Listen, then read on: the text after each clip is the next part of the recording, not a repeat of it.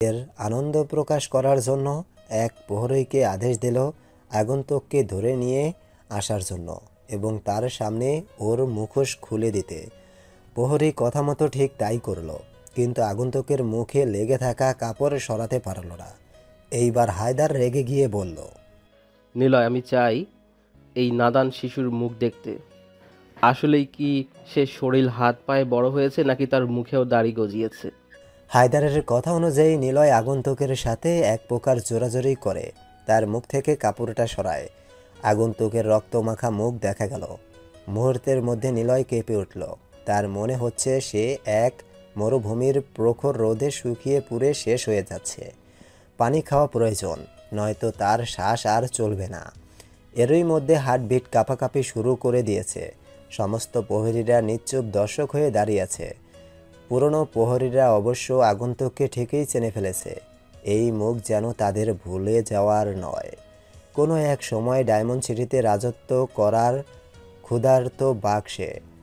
আগন্তুককে দেখে হায়দারের বেশি সময় লাগলো না তাকে চিনতে।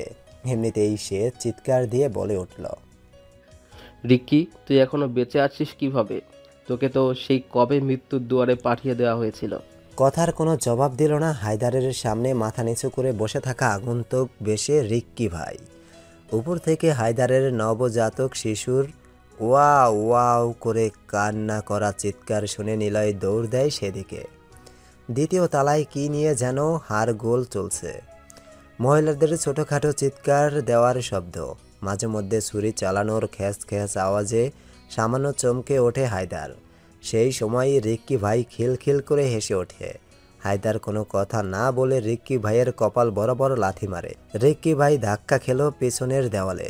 কপাল ফেটে সামান্য তাজা লাল রক্তের বর্ণ বয়ে গেল নিচের ফ্লোরে।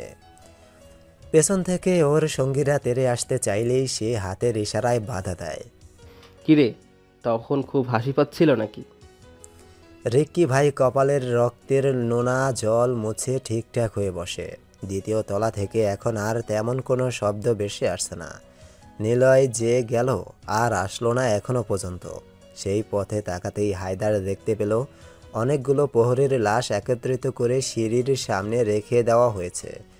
তার সামান্য সন্দেহ হয় রিক্কি ভাইয়ের ওপর, তাই সে বলে, তুই হয়তো এখনো ধারণা করতে পারিসনি হায়দার কতটা ভয়ঙ্কর।